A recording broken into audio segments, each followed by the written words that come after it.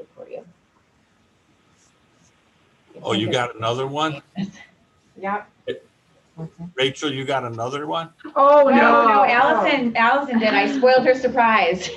I talked to Jackie about it. She was able to find one down in Honeoye, so that's good news. Yeah, I'm all stocked up on dogs. Joe, And Jay. I was gonna bring my two in just to have around. And Jackie was gonna pick them up at noon, and I said, well, I don't want to have a distraction behind me. And one of these meetings, I'll bring all the monsters in.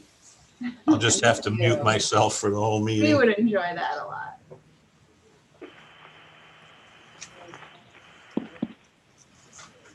Good afternoon, everybody. Hi, Joe. Hi, Joe.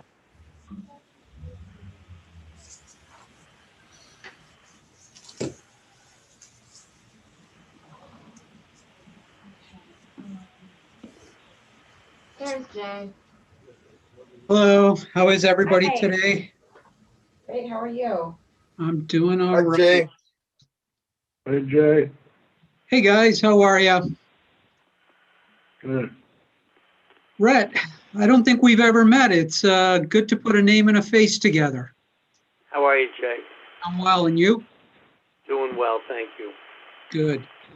I think we're all here, so if there are no objections, I'm going to call the meeting to order and we'll get moving here.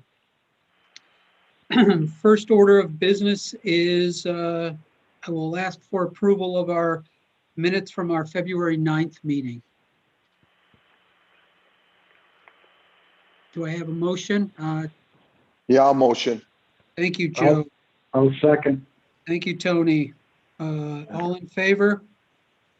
Aye. Any Aye. opposed? The minutes are approved. The next item on the agenda is to review our mission statement and measurement reports. Tony, Joe, did you guys have a chance to look at that? And I guess I Robbie, did. Anna, are there any changes to the mission statement? No changes at this time, no. Okay. And then did you guys look at the performance measures? Obviously a little bit of a down year in terms of projects being approved. But given the situation, I still think it was pretty healthy flow through Comida. Any questions? Anna, Robin, Rachel, anything you want to point our attention to on the measurement report? Nothing out of the usual or out of the ordinary that I can speak to, right? Yeah, no, as you pointed out, Jay, given the pandemic, we saw a little decline in revenue and activity, but we're showing a very healthy uptick already in 2021. So nothing unusual. Anna, the operating expenses were up pretty considerably. Can you speak to that? Was that some of the support we gave? I'm sorry, go ahead. I'm sorry, Jay, I didn't mean to interrupt. That is due to the $1 million that Comida dedicated to the emergency loan program. Okay, that's what I thought. Just wanted to verify that. Yeah. There's, other than reviewing it, are there any actions we need to take on this? Do we need to approve that? We do need to readopt the mission and performance measurements. You would need a motion here. Yes, please. Okay, so I will ask for a motion to readopt our mission statement. And I'll make a motion. thank I'll you. make the motion. Second, I'll second it. thank you. Any objections? We have a readopted mission statement and measurement report. The next item is to review our bylaws. Any comments, questions, concerns about the bylaws?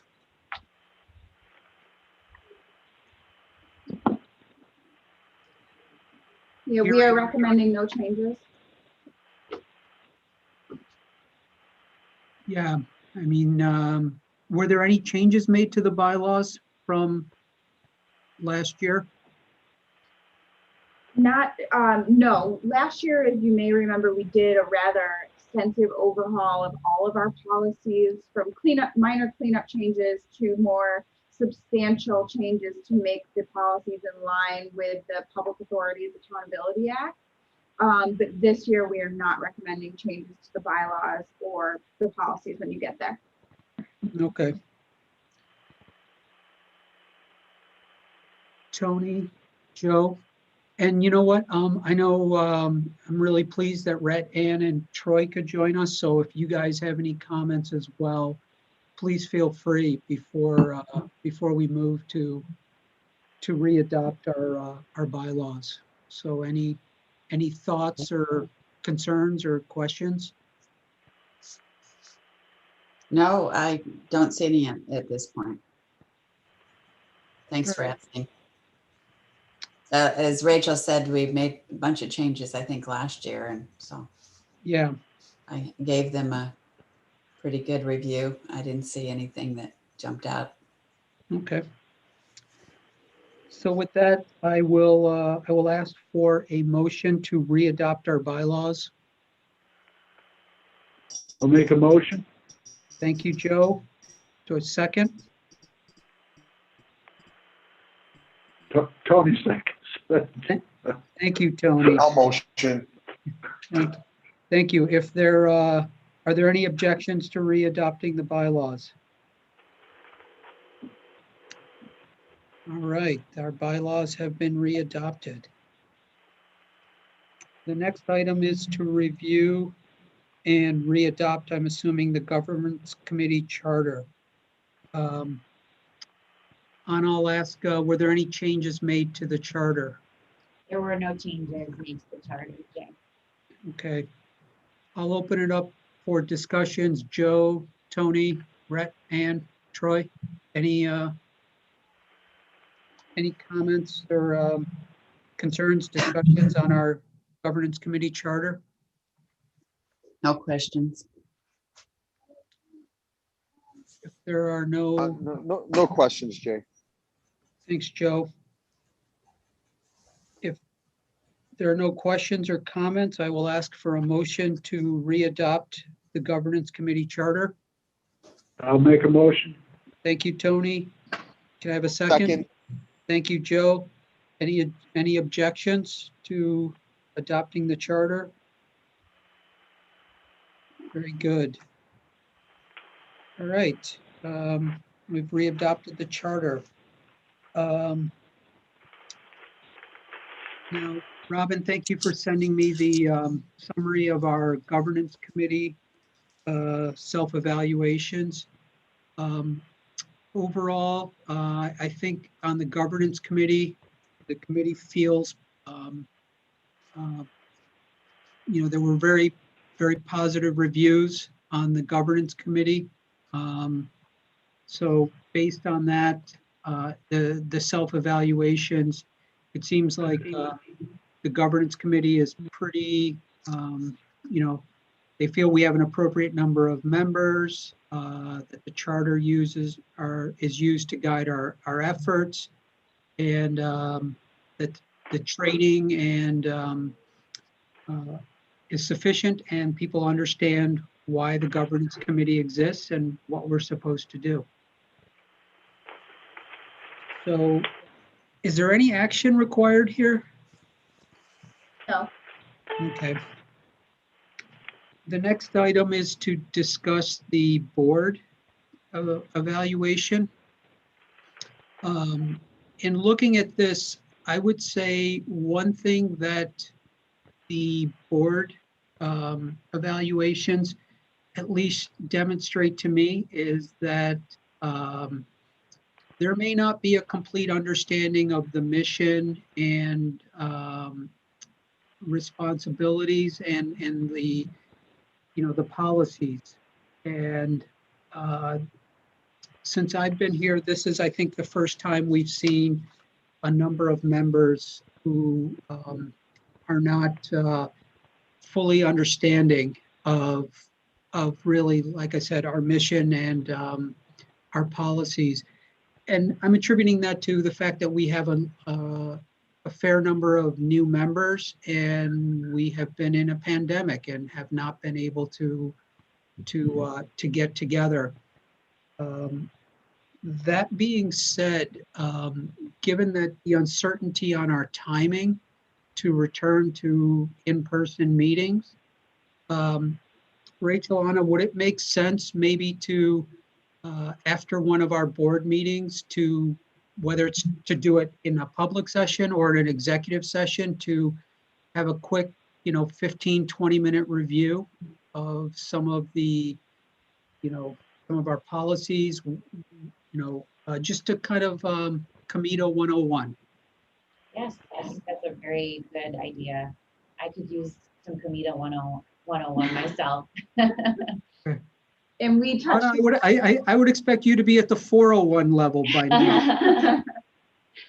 We touched upon that in earlier committee meetings, and the fact that we were lucky enough to do an in-person board retreat and training in prior years, and we will try to do that again this year. Yeah, but to address this, could we get I would say, could we get a date on the calendar, maybe at our April or May board meeting, to just, like I said, put it on the agenda, and, whether it's 15, 20 minutes, just to kind of go through, what an IDA is, what we're doing, what our mission is, and if there's a role that I should have, I'm happy to do so. But I think we do have new board member orientation. Maybe we need to review some of that, but I think just give the board members a chance to ask questions and keep it as an open dialogue. And, Rhett, Joe, I know you guys are new members. I hope you will find that beneficial. Absolutely. Yeah, of course. Okay. So, Robin, I'm assuming once again, no action other than what we just discussed here. No action, and I just sent the summary to Jay as the governance chair, but I'm still waiting on 2 more to come in, and once they come in, I'll share this with the full board. When I send, when I have everything, it'll go out to everyone. Okay, very good. All right, if there's no questions or comments on the self-evaluations, we'll go through, and the next item is to review a whole host of our policies. And I guess my assumption is to re-adopt them as well. I guess I will ask a couple of questions. One, were there any changes to any of our policies? No changes, just the addition of the pay equity policy. Yep. Thank you for that. I know every year New York State usually will come out with a best practices for some of these policies and for IDAs. I didn't see that.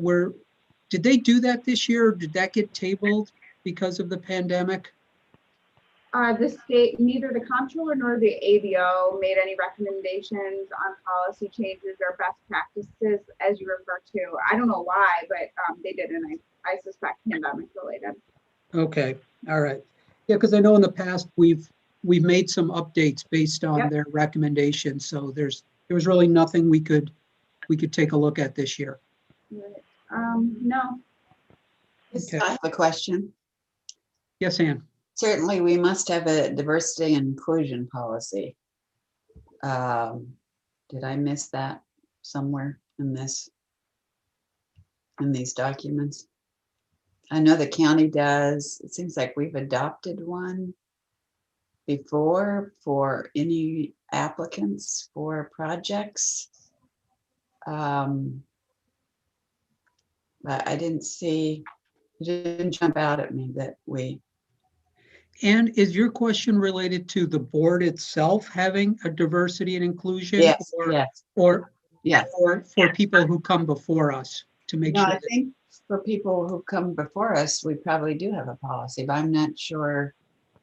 I guess I am not sure whether we do for applicants. I thought we did approve a new policy for applicants. Maybe I'm mixing it up with something else. It was a part of an Adam Bello. Oh, what you're referring Initiative. to, Ann, is the pay equity policy that we adopted. Was that what? Okay. In accordance with Adam's Okay. adoption of the pay equity policy for the county. Okay. And that went into effect That's what officially it for was. Comida on January 1. Right. And actually, I just, the county executive just hired a chief diversity officer. Her name is Dr. Deanna Kimbrell. And I'm going to sit down with her pretty soon and talk over how Comida and MCIDC operate and review opportunities for the county to support us in monitoring the pay equity policy, similar to how the work is conducted in Erie County. The Erie County IDA has the policy, and the Erie County government helps to monitor the policy. So are you saying that there's going to be a diversity and inclusion policy drafted by the county that? Yes, so the county has, I believe there was legislation passed recently with regards to procurement. And there already was in existence a procurement policy that required a certain portion of county contracts be awarded to MWBEs, but I can look into that. And as it pertains to how we manage ourselves as an agency, it's there, something that we should be taking a look at or drafting. We can look at our hiring practices or how we manage, our agency. Absolutely. Mm-hmm. Yeah, we can check into that. We don't have a diversity and inclusion policy as an IDA in terms of how we function as an organization that I know. I wonder if some of the other IDAs do that we could steal. Yeah, we can look into that. Yeah, it's unusual in today's environment to not have such a thing. Correct, right. Are we subject to the counties? Because does this apply to the board or does this apply to Comida overall? And are you referring to the pay equity policy? No, just if we're doing a diversity and inclusion policy. So would this be something that these policies, when we look at racial retention. That's a good question. There may be a diversity and inclusion policy that is an umbrella over us that's at the county level, but as an agency, Lawyer. we should have our own or adopt the counties. Yeah, in the spirit of not recreating the wheel, if we are subject to the county's Right. diversity and inclusion policy, maybe we should explicitly state that. Right. Rather, so I guess that's a question I would have. Mm-hmm. Or does this apply to the board, which is not considered, part We'll of? look into that. We are not subject to any county policies that we don't adopt as our own bylaws. So when the county executive announced that the county was instituting a pay equity policy, we asked Comida and MCIDC to then follow in his footsteps and adopt the same policy. And if there is another policy on the county books that relates to diversity, equity, and inclusion, we could certainly look into adopting it ourselves as an agency. And Rachel can seek out information about other IDAs in New York State who have like policies that we could adopt without reinventing the wheel. Mm-hmm. Yeah, I think that would be great. Anna, if you could circulate the county's diversity and inclusion policy, certainly to everyone, here, that's, actually, we should probably do it to the entire board, but particularly to the governance committee. And then we'll wait to hear back from Rachel on what other IDAs do. But I think Anne brings up a good point. Regardless of what other IDAs do, I think we should look at having some if we are not subject to the county's diversity and inclusion policy as an IDA. Thank you, Anne. Go ahead and do that. Yep. Thank Good you. catch. Any other comments on any one of these policies? Or, as Anne has pointed out, something that may be missing?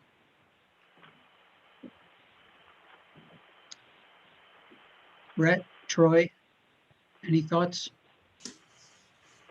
When you're Well referencing, said, Jay.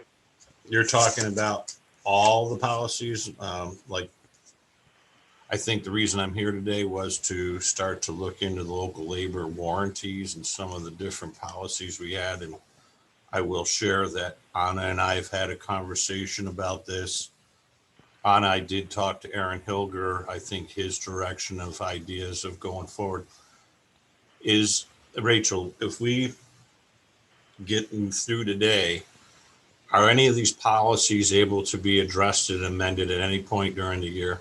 Yes, absolutely. So you can readopt all the policies today, but at any time in the year, whether it's next month or the month after or next week, policies can be reviewed and amended. Anna, do you mind if I plant the seed with the governance committee of what we've been talking about, just to get some wheels and gears and maybe some input from everybody? I would love for you to take the lead in doing that. You're talking about what Aaron has proposed? Aaron, and what we had talked about, obviously learning, I'm going to use this epoxy floor as an example of, I wasn't really sure what trade or what specific. I was talking to Red earlier about this. I reached out to the painters thinking they were the epoxy floor people. It comes out that the bricklayers are the ones that have over 6 companies locally here in Rochester that do an epoxy floor. What Aaron Hilger from Robex and wants to work on is, let's get a better contractor list on exactly what local contractors do. I think there's a disconnect there. And then to build off of that, just to maybe say, have you reached out to anybody locally that could comply with this waiver? Back to Jay's point, is there a company willing to reach out and certify their employees to be compliant to a warranty for a specific product? I also put out there, maybe increase the incentive. If you're going to use local labor and warranty, what can we do to incentivize companies to use local labor? And we started talking about fun stuffs and apprentice language, not to put a requirement, to just put like an olive branch out. Are you willing to maybe work with 3 apprentices and 1 journeyman to get certified locally to get to your product warranty? That way we can start building here locally, like we've talked about Jibcrete. Who can we train on Jibcrete in Rochester that would want to do and be a part of this? This epoxy floor, this is another warranty repetitive company out of New Jersey. I think this is the 4th or 5th project that they're coming into our backyard. What can we incentivize and encourage getting these certificates done locally is what we're trying to work on. And we're in the early stages. It's exciting. I'm glad that Anna, that there's ears to the ground listening to we got to figure out how we can better use local labor when it comes to warranty. For sure, there's a lot of gap there that needs to close in. So that's where we started. That's why I wanted to share. I would like to work on this harder and see what we can do to tighten it up a little bit. Hey, can I make a could I interject something also, Jay? Yes, absolutely, Rhett. So Troy and I did speak a little bit earlier.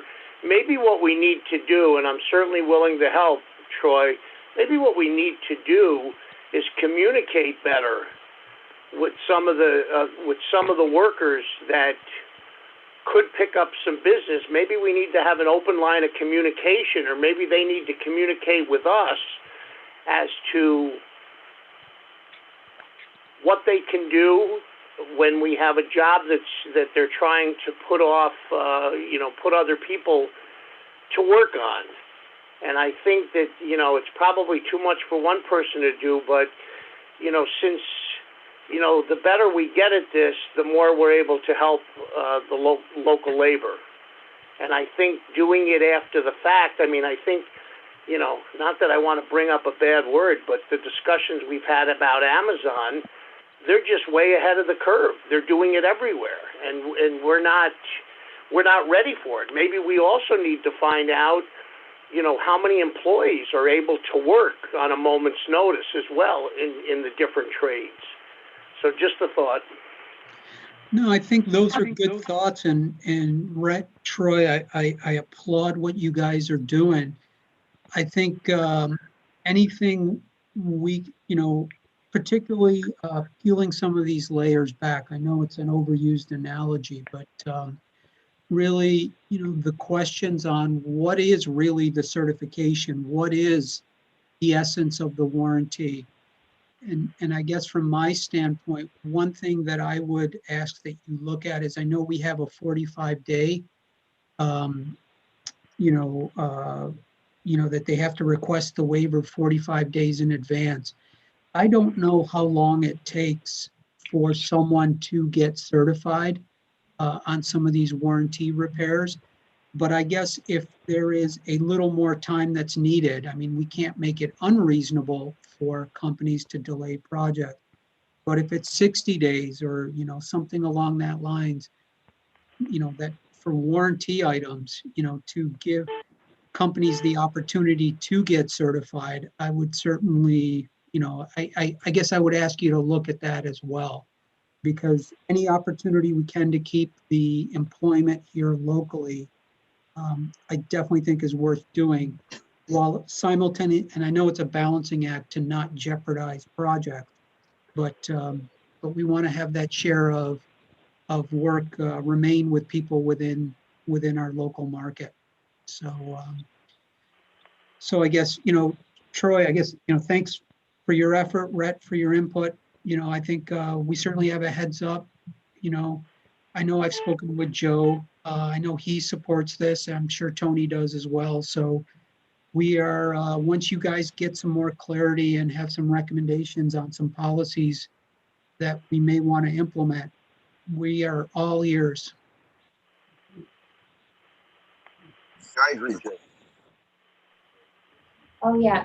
So I'll just chime in and say, number one, to Rhett's point, I think Aaron Hilger of the Builders Exchange's proposal would help us further that goal of opening up the channels of communication even wider than they already are. And then Robin is scheduling another meeting of this committee for a date to be determined in April. I've chatted with Anne and Troy about their dates that they are available and aren't available. So we'll be circulating those options shortly, so we can have more conversations about local labor in particular. Anna, along that lines, one thing that, as we're going through this, if local labor, for whatever reason, can we, if certain local labor requirements aren't met, can we get more fees? Is it possible to do something along that lines? And let me just tell you where I'm going with this. Maybe it's not even the waiver, but one thing that I certainly would be, I'd like to get some feedback on is, if we are able to bring in some more revenue through some additional fees, can we put that back into an apprenticeship program where, I really like Troy's idea, or the discussion point of saying, hey, if you're willing to bring an apprentice or a journeyman on, you can gain additional benefits. And as an example, we as a company do work with the city of Rochester. We just got a contract with them where it said, hey, your contract is X, but we're willing to go to X plus Y if you're willing to bring on basically an apprentice. And they have a program that they call Rejobs that they go through and train people. It can be young folks, it can be people with mid-career changes. But if you're willing to bring them on, we're willing to increase your contract. And I think that is a great win-win to really deploy and maximize our human resources. So I guess that's something that I'll throw out there for us to bounce around as we're talking about these. That's a great idea, Jay, and certainly something that we can look into. The regulations that we are under at the state level, I think, are provide us with sufficient autonomy such that we can make adjustments to our fee schedule and as well as to our local labor policy, and we can tie the two together at our discretion, right? Absolutely. Yeah, well said. Yeah, and then if we can even tie it into, and I know we've changed the name, but whatever, the program formerly known as Ladders Up. Empower. Empower. Thank you. If we can tie that in there where at least we can get some basic training and then those graduates have a natural place to go. So we go from a classroom learning to a real on-the-job learning. And I think that will increase the probability of them making a successful transition to whatever new career. And Troy, I'd love to get your thoughts on that. I think we're heading in the right direction when we start talking about the programs that are already in place, right? We have the tools. They're there. They're just waiting for us to tweak a little bit to incentivize. I think the first conversation with Anna and myself was this is not to make the project more expensive. We actually want to try to make it more enticing for local labor. And what can we do? What tools can we share? If you use X and Y, well, if we go to A, B, and C, incentivize even more, maybe is my goal, is to encourage, not discourage, is my point. No, I agree. Hey, Jay, I got a question real quick. Yeah. And I apologize if there's any background noise. There's construction going on outside my office. Let's say a project like Amazon comes in front of the board and they say, or any project, and they say, okay, we want a 20% local labor exemption. And they don't meet that. And maybe this is a question for you, Rachel. Can we give them? We gave them. What's the penalty if they don't meet? So Joe, I had a little trouble hearing you. You were breaking up. We have not done that historically, given a blanket, not this board anyway, a blanket reduced labor requirement. There's nothing preventing us from doing so. And there's another component to your question or comments that I think that I may have missed. Can you hear me better now? Yes. Yes. Yep. All right. So my thought process is this. So if a Joe, you faded out again. They say, okay, we want a 20% exemption. I did. All right. Let me try something else. But, just building a little bit on Joe's original thought, if the exemption gets to a certain amount, one thing to throw out there is, can we ask them to take on you can get a higher exemption if you're willing to take on some apprenticeships. It's kind of that would be another way to, so at least some, and maybe that's what you're already thinking about, Troy. Yeah, I think that the opportunities that we have really run the gamut. There are a number of things that we can do. If I think the one point, there's something you said, Joe, that made me think about, well, what's our recourse if projects are not using local labor, or there's a continued egregious violation. Our local labor policy does allow us to claw back benefits. And so there are, like I said, there's a gamut of things at our disposal, for lack of a better term, to put into place in conjunction with our local labor policy. So I think it goes also to what Troy is saying, is we have a lot in our toolbox at tying our local labor policy to those already existing, whether it's programs or increased fees or decreased incentives or increased incentives. There's a robust list of options that. Rachel, can you hear me better now? Yes, I think so. Okay, so back to my question was, if we approve, any project and they say, like, my memory serves me, and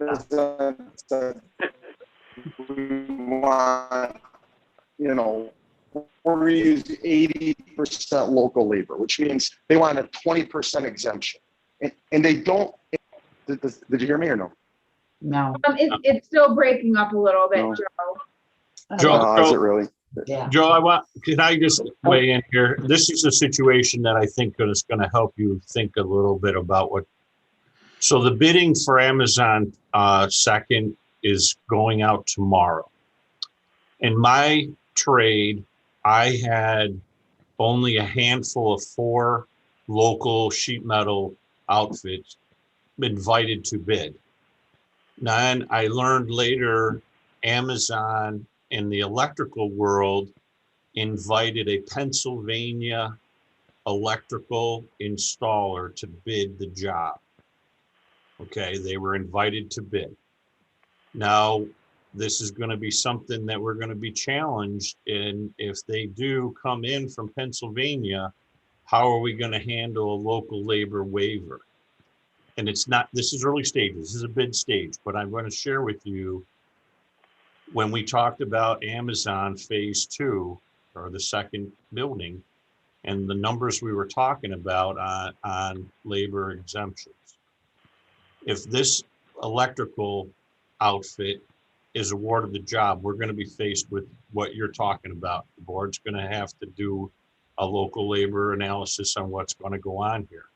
That's my concern when we talk about inviting in a contractor such as Amazon, that we know that this job is big, it's going to be huge. On the challenge to local labor was you're never going to be able to man this job. Well, my concern there would be, did Amazon exhaust all of their electrical contractors locally? Because personally, I would like to see anybody from New York bid it, not Pennsylvania.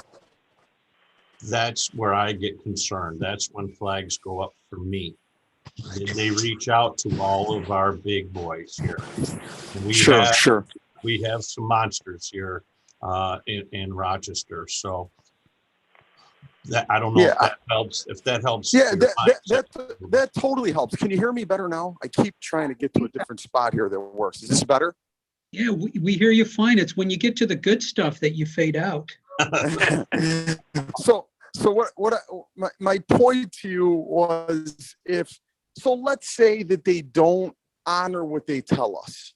So if they don't honor what they tell us, then there needs to be recourse. Yeah. So if anybody, not just Amazon, but anybody comes in front of the board and says, hey, I want a 20% local labor exemption, and it turns out that they need 25 or 30, and it's not approved by us and it's not proprietary and it doesn't make sense, then there should be recourse. Look, rules without consequence, you might as well not have them at all. So if, in my opinion, if we sit here collectively and we say, okay, we're going to approve a 20% exemption, we need to hold them to that. And then if they don't do it, the benefits that we offer them, they should either be minimized or removed completely. And then it kind of puts us in a better spot, I think. Yeah. So Yeah, I agree. all project operators and GCs are required to sign a local labor certificate that lays out our local labor policy. And if they are found in violation and they do not cure, we have the ability to recapture incentives received, whether it's sales tax, mortgage reporting tax exemption, or so we do have consequence to non-compliance with our policy. Yeah, so that's perfect. And I just want to make sure that anything we approve or anything that, we take the time to put into all this, that when they don't comply, there's consequence to it. So, Rachel, I have a question. Are we able, in the fee that we charge, are we able to tie the fee to local labor to incentivize some of these larger outfits, some of these larger projects, so they think twice before they, within their 45 days, they ask for another exemption and another exemption? Yeah, I think that that is an option, and I think that getting weigh-in from the local labor community as to what will be an effective implement or change to our policy is critical. And Troy and Aaron and Grant Malone have been very helpful in that. And so in order to dedicate that time, we are going to set up a separate meeting in April and have a much more robust conversation. And the time here spent is to, as Troy said, plant the seeds of the discussion, get people thinking about what that more robust meeting is going to be like and what recommendations staff might have. And we do have our homework to do to get ready for that so that we're in a position to make good recommendations based on the expertise of the local labor community. Great, thank you. And I'm glad you guys are looking at both carrots and sticks,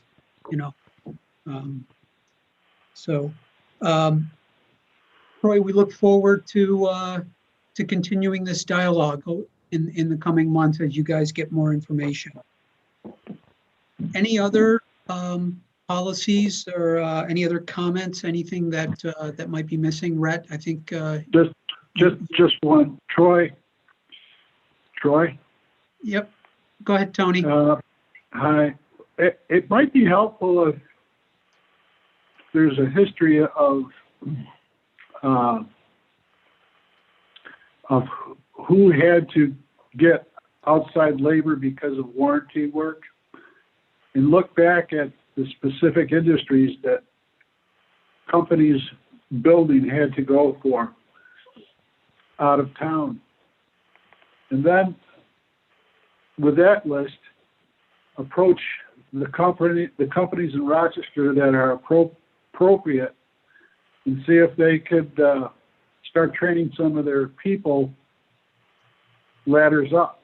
So you would know that you would have people, companies ready to go if there was a warranty claim. Right, and that's what we found, Tony, is some of the qualified contractors to do this work don't even get invited to bid. And it's like, we find out later when it's done. And then that's when the chatters, what happened. And we're just trying to make that beginning process a little bit, let's do our due diligence. Did you talk to ABC Construction that does this work locally? We know they're certified and they've done this. Can they get recertified for a specific product?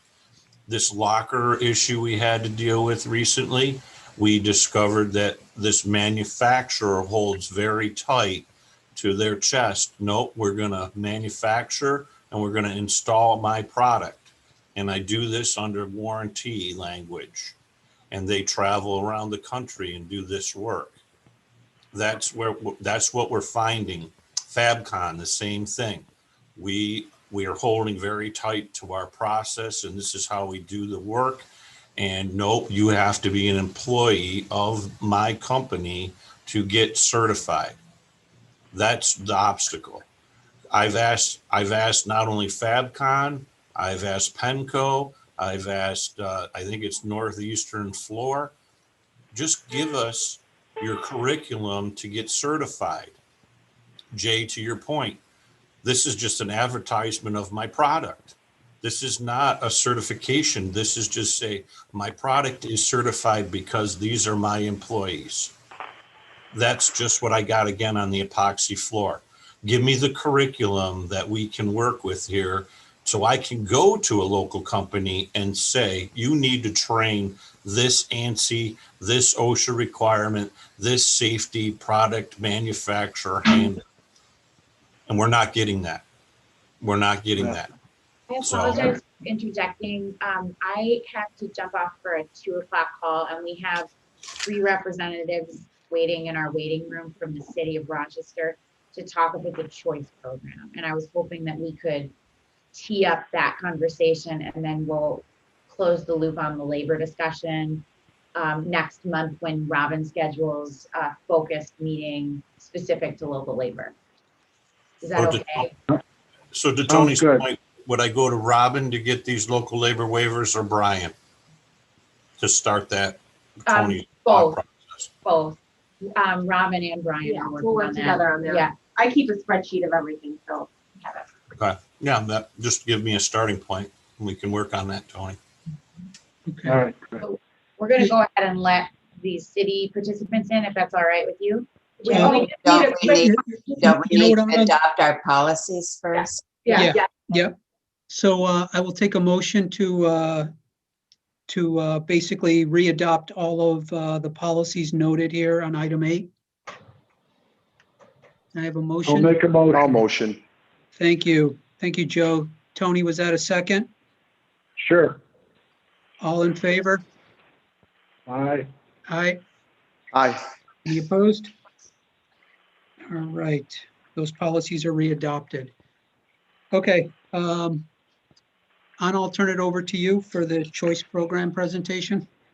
Thank you. And I would like to welcome to this meeting of the Comida Governance Committee, Gary Kirkmeyer, who is the Commissioner of Neighborhood and Business Development for the City of Rochester, as well as Tim Curtin and Ann De Silva Tella from the City of Rochester to talk about the choice program. And simultaneously, I'd like to apologize to the 3 of you. We were having a robust discussion about another one of our policies that went longer than anticipated. So thanks for your patience. Thanks, Anna. Yeah, it's no problem. I'll try to get through this as fast as I can. Again, Gary Kirkmeyer, I'm the Commissioner of Neighborhood and Business Development with the city. With me is our Corporation Counsel, Tim Curtin, and Ann De Silva Tella is our Assistant Commissioner of MBD. So I'm going to share my screen real quick. And I will try to get through this, as I said, very quickly, because I know your meeting has gone long. For some reason, this is not letting me switch over, but I'm just going to go through these one by one. So I think and I hope that the committee is somewhat familiar with the choice subject. I know I came to the committee, or I came to Comida, I want to say maybe 1.5 years ago, to broaden choice's application beyond Center City. So this is just a little background. The choice pilot has been providing 9-year tax abatement for newly constructed single-family dwellings in Center City since 2007. We broadened that in the fall of 2019 to citywide. The one obstacle that continues to hinder our ability to rebuild our neighborhoods in an equitable and proper manner is the fact that to date, that choice program has only been applicable to contiguous parcels. And as you all can imagine, our city is comprised of scattered site vacant parcels that are the result of demolitions and disinvestment. So to have an impactful attempt to really increase owner occupancy, and in particular from an equitable lens, which includes occupancy for our residents at or below 60% of the area median income, we need to really have this choice application apply to non-contiguous sites. It's really the only way that we can effectively use it. So what we've done, we've been spending a lot of time trying to investigate on our own the ability for legally this to take place. We met with the supervising attorney of the comptroller's office. Subsequent to that, we had some meetings with Comida staff, Anna and her team, and Corporation Counsel. And the one thing that we did note in conversing with the comptroller's office is, in the legal opinion they depicted for us, the goals of this program was to, promote employment opportunities and prevent economic deterioration. So if we look at the factors of economic deterioration, they're rather apparent and not hard to find, right? So the city suffers from things like poverty, cost of housing relative to the low home values in our challenged neighborhoods, low owner occupancy rates. Again, that contributes in a very negative way to the ability for us to raise neighborhoods when they're predominantly rental, higher cost of construction. And then what we'll show you here in a second visually is the fact that too many of our vacant lots are also correlated with the redlining areas. But despite all of this factors of economic distress, there are some positive indicators that we'll look at right after we look at this visual of the lots. So I know this is a distorted picture, but it can give you, I guess, the gist of what we're trying to indicate in terms of where our lots are situated. And you can see, that there's a high number of them located in the red line area. So what are some of the positives? Well, since from July of 2019 through July of 2020, the city had over $423 million of private investment in our neighborhoods in the form of development. That development was comprised of over $700 million of total development investment. And so when we looked at that data even further, 309 of those permits that we looked at were valued at greater than $100,000 of construction cost, with 110 being over $500,000. And we looked further in that and saw that despite the pandemic, 226 of those 309 occurred subsequent to March of 2020, the beginning of the pandemic. So we knew we were on a fast track for development. There's a lot of wonderful things going on in the city. The pandemic impacted that slightly, but did not stop it. There is a force there that is we have not seen in recent past. And so just to give you a sense, for a lot of people have the misconception that a lot of this development is happening in and around the inner loop in downtown. 2/3 of that development is happening outside of the center city. And it is evenly spread out in each of the 4 quadrants. So in addition to that, over the past 6 years, since 2014, the construction value on permits has been double on average every year since 2014. And then, I think you probably are aware that the city has gotten national attention in a variety of ways for not only growth opportunity, investment opportunity, but desirable quality of life as well. And so what really is passionately pushed us to this subject is we want to do things from an equitable lens, and we want to make sure that this redevelopment of our city includes the very residents who have, suffered long-standing consequences of being in an area that is as challenged as some of our areas are.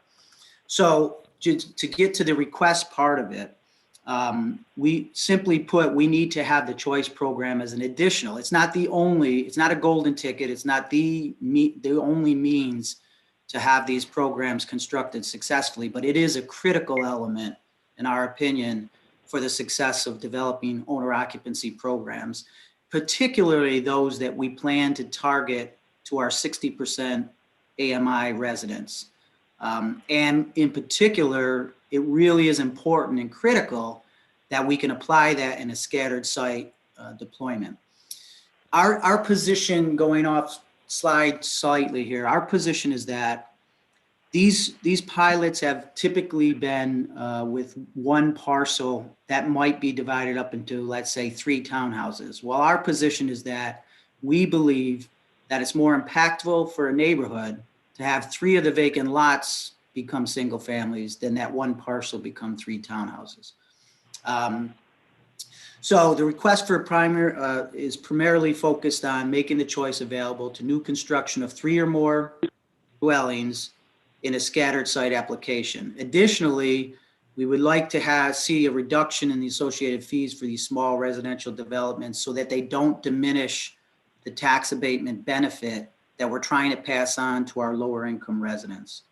And then, we have some recommendations here that I think Tim Curtin had talked to your attorney about previously, but they include, eliminating the attorney fee when we have a template after the first project goes through, because for all intents and purposes, you can use a template for applications thereafter.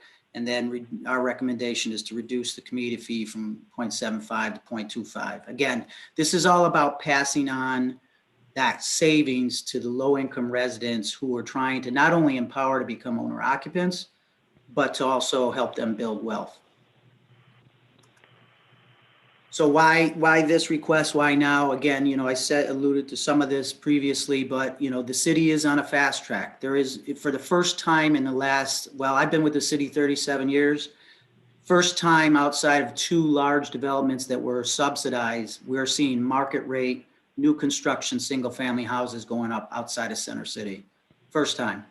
And we have many, many, many people that are waiting for us to release lots. We've been holding our lots for this conversation with anticipation of getting this added benefit, again, so that we can construct an RFP process for those lots that primarily focuses on our 60% or lower AMI residents. We know right now we can open up our parcels and we could have more market rate housing built. But we don't want to rebuild our neighborhoods without making a lot of the wrongs of the past right. We really need to take a step in the right direction to level the playing field for these disproportionately disadvantaged minorities who have been marginalized by decades-long effects of redlining and other oppressive housing real estate policies.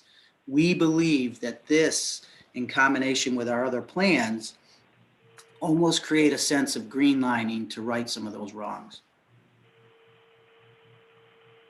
And so just some other things that incidentally will be beneficial to this effort. We know we'll have increased construction jobs because we're going to have increased development. We're going to, our next step, if we, move past this process, is to get with the builders that we've been meeting with who are trying to drive down construction costs to get that price point to a point where our level of subsidy can be reasonable so we can help more people. And again, the target is those 60% AMI. Really, really critical to have owner occupancies in our neighborhood. The difference between an all rental, and we have a tremendous amount of active, affordable rental housing development going on in the city. In fact, we have more on the table than the state can support. And that's been the case for the last several years and will be the case for the many years into the future. But we can't rebuild our neighborhoods without rental. That's not an appropriate way to raise a neighborhood. And we know there's a lot of commercial elements of the neighborhood that need to be increased as well. We've got a lot of commercial corridor work going on that's going to coincide with this very nicely. So we want to transition low-income renters into home ownership. There's nothing like home ownership. It's the most valuable tool that we can provide to people to empower them and realize goals and the things that they may not have thought were achievable in the past. And we're looking for Comida to help us support that effort. So I kind of cut a lot of that and shortened it and abbreviated it because I know you're pressed for time. But we can answer any other questions you have. Gary, what is the 60% AMI level in dollar terms? And do you have that off the top of your head? I want to say it's 32,000 maybe. It's in that range. It is lower. It's a little bit lower than 30. Well, actually, it will be in the 30 because we kind of have a metropolitan statistical area AMI that doesn't really gel with just the city data. So while the median income is I think 60,000 for the general metropolitan area. For the city, it's actually in the 30,000 range. So 60% AMI will be a little bit under that amount. A little bit under 30,000 is that the takeaway, Ann? Yes, but let me confirm that. I got to pull up a chart real quick. Okay, all right. And Gary, just so my takeaway from this right now is if a developer wants to come in and do, to construct these housing, if it's non-contiguous lots, do they have to get a permit for each one of those lots separately?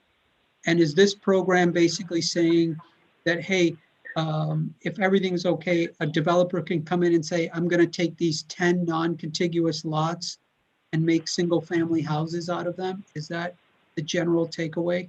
Yeah, so our goal, again, we've been holding our parcels from RFP processes for anticipation of getting this through. So let's assume that we're good to go forward. What our intent would be was to RFP them in groups of 3 or more. So, we have a lot of different builders, local developers that want to participate. They would have to have at least 3 parcels. We would prioritize submissions to the RFP for people who are going to build at a price point that, along with the subsidy we're going to provide, will avail the opportunity to our residents at or below 60% AMI.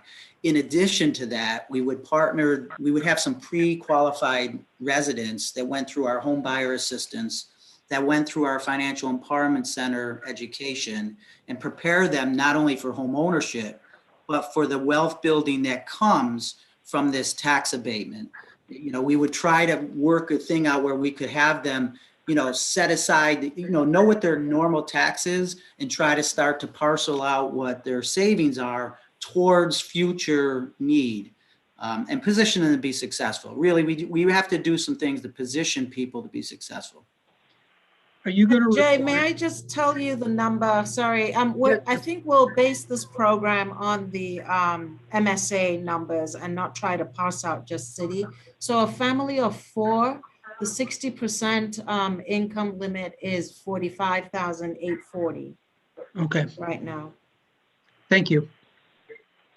So will this program only be limited to them developing single-family homes? So if a developer took 3 non-contiguous parcels, would this allow them to put 2 or 3 unit townhouses on each one of those parcels effectively, or are you going to require single-family homes? So, we do have some of that going on now. It depends on the size of the parcel for the most part, but Comida has approved 2 submissions for the choice program outside of Center City. One was on South Plymouth and the other one was, I think, on Atkinson Street. Those were, I think, a 3 unit and a 5 unit. So that activity already is supported by Comida. What our dilemma is we don't have a lot of those parcels situated that have that kind of size to it to avail that opportunity for 3 townhouses. So we have a lot of single lots that are, at or below 4,000 square feet. So those are the ones that are targets embedded into the fabric of the neighborhood where, absent from developing them, we have a lot of missing teeth, and that can do a lot of things from a negative perspective for the residents of that street. And Jay, if I may add to this answer, if a lot is capable of supporting a 2-unit structure, we would like to encourage a builder to build that and to have a prospective homeowner purchase that structure with 2 units, live in one of the units as their primary residence. And this accelerates wealth building, by the way, if they can have rental income from the second unit, because that's also something else that we're looking as a method to accelerate wealth building and to help a low-income homeowner subsidize their mortgage, for example, if they can receive rent from a second unit. Yeah, it's an additional strategy we have for wealth building. We do it with some existing properties that the land bank acquires, where we try to empower the resident to become the owner and situate them, again, with financial literacy to be successful. And then that rent that they can collect with that second unit can, kind of buffer some hard times, if you will. I think the expansion of Comida that we went through before outside of Center City included 1 and 2 families. Great. Thank you, Gary. It just, my opinion, I think it's a good program, and anything On in. that can help folks in that income range, I think is worthwhile. My big concern is to expand it, and I don't want, I would be less supportive if we were creating higher priced properties that, we've seen this program be used to create, $300,000, $400,000 units, and that is not something I wouldn't be enthusiastic about that. Yeah, it's kind of why we came to Comida previously, to take it outside of the bounds of Center City, because that's exactly what it was being used for there. Gary, this is Troy. So I think this is awesome. This is great news. I guess my one question would be, as I see it on a bigger, larger project level, is there going to be a code, a minimum of quality of the construction? And is there going to be, on the mechanical side, I know Governor Cuomo in this green initiative, is there going to be any involvement on, because all I'm hearing now is either geothermal and water sourced heat pumps and all this high efficiency. Is it going to be whose responsibility to make sure that, number one, we want to build something that's going to last a long time for any homeowner, right? But I don't want to see there be some, the reason in construction is con. I don't want to see somebody get sold something on a premise that they're going to be a homeowner and then it's not up to snuff. You know what I'm saying here? Yeah. Who watches over that? So absolutely, those are priorities for us, and they align very well with us trying to build people up for success, right? Is to have them have a maintenance-free environment for a long period of time. So we will have standards. I mean, obviously the code paints some pretty set standards, but we would like to go beyond that from an energy perspective, whether it's heat pumps, solar, we're going to look at all elements of that to try to, because that's also part of wealth building, is to decrease energy cost, right? So we want to try to create a model that fits all of that. The balancing act is trying to balance that with the level of subsidy that's reasonable to get us there. So we're in conversations with NYSERDA to see is there any way that, historically their grants have been after the fact or for existing owners. Is there any way we can get that, some of those assistance grants up front for an anticipated owner occupied?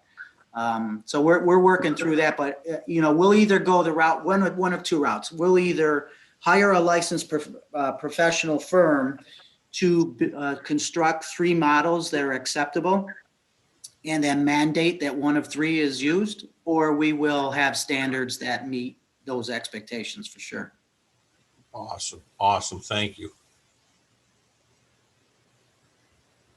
Are there any other questions, comments? Possible to get a copy of the presentation? And Yeah, I'll send that. I'll send that to Robin right after we get off here. we appreciate, having you come and talk to us about this, and certainly requires, I guess, more deliberation to fully understand what the impact would be. But we've been helpful partners to you with the choice program. So we certainly would want to make sure we're able to continue doing that. Appreciate that. Thank you so much for your time. Oh, Appreciate thank it. you. Can anybody give us a clue as to what the process is from here? I was going to ask Robin that after you guys left, but yeah, might as well. So from here, as you know, Jay, we are convening an additional governance committee meeting to talk about housing specifically. And at that time, we'll take, once we have the city's presentation, have the board, this governance committee take another look at it and go from there. But we don't need any formal action at this time. Gary, we'll keep you in the loop. We want to give the board time. This is the first time they saw your presentation, give them time to digest it and have a follow-up conversation. And if we need questions answered or additional participation from the city, we'll absolutely let you know. Okay, sounds great. Thank you. Gary, do you have a sense? I know you were saying that you are waiting for this program to be implemented before you go out with the RFPs. What is your timing? Well, I mean, we, Or Jay, we've been, desired timing, or, rather, other than ASAP?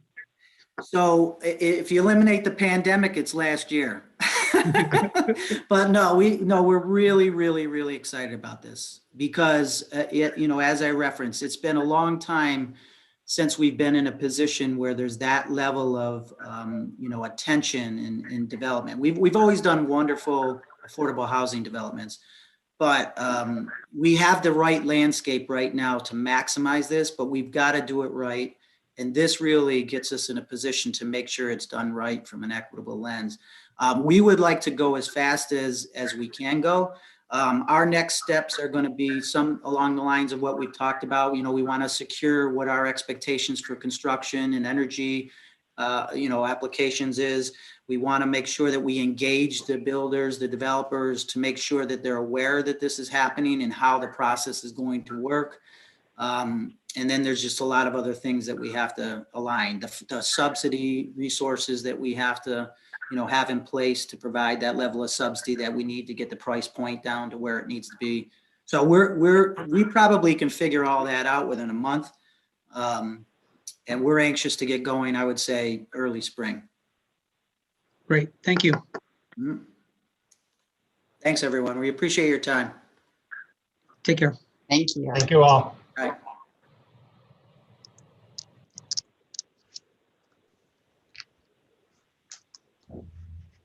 Thank you, Robin. We still have to review the RFP for real estate services, correct? Yes. Okay. Yeah, if you recall, after the last governance committee meeting, we went back to Pyramid and asked them to come back with a different commission rate, and they did. They came back down to 8, from 10% to 8%. And I did ask him, if you look at the page 1, 2, 3, in the third paragraph, I told him to put exactly why he wasn't going to go any lower than 8%. Those are his bullets. His concern was basically that the commission will be split amongst brokers. So if we go any lower than 8%, which would be 4% per broker, then it wouldn't be a incentive to market the property for other brokers as well. Yeah, subsequent to this, going from 10 to 8 is pretty common.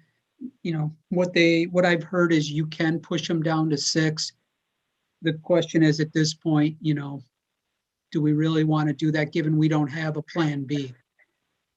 Right. Right.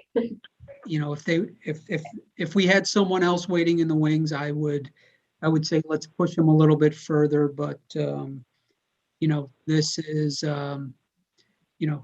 asking for 10, settling on 8 apparently is their MO. So I guess I'm comfortable. I'll ask everyone else to weigh in.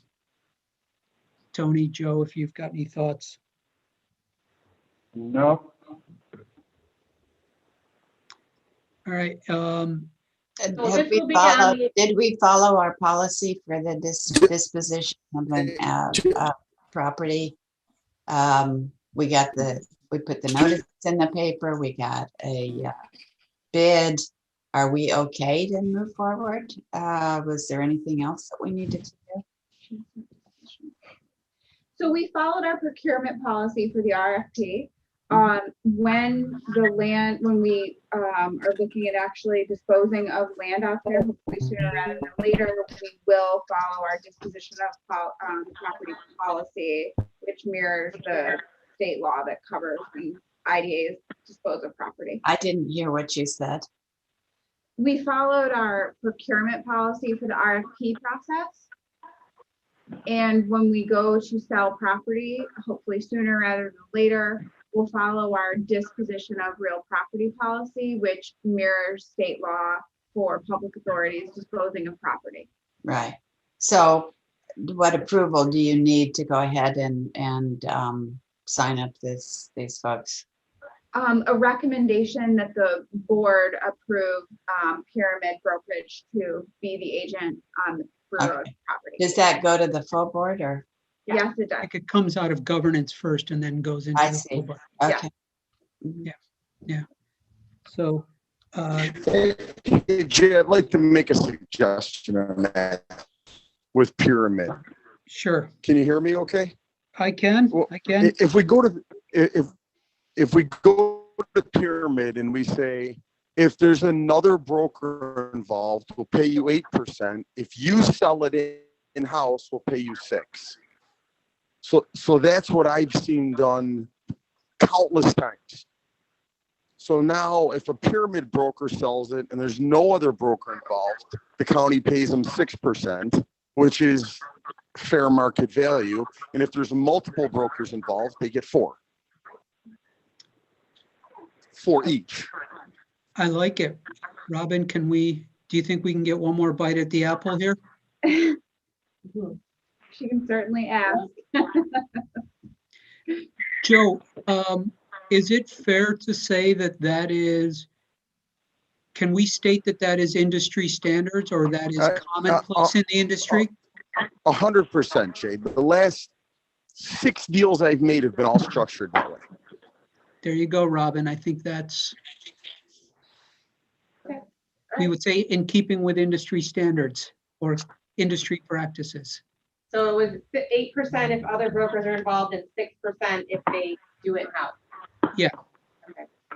And I would ask that 2% goes back Correct. and There you go. That's perfect. That's perfect.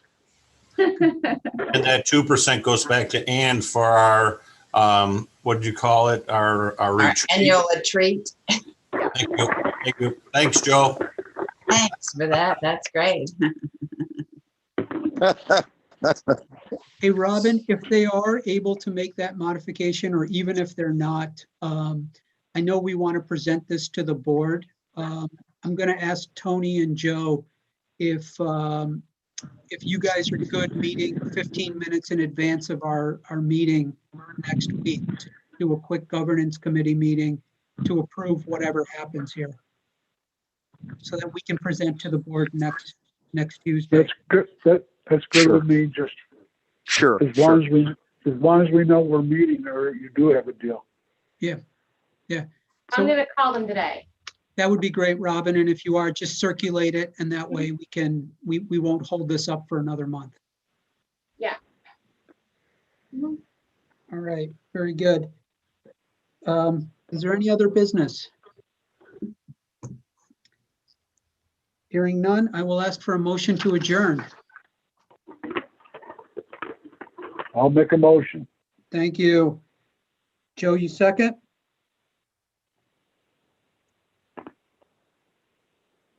I'll second.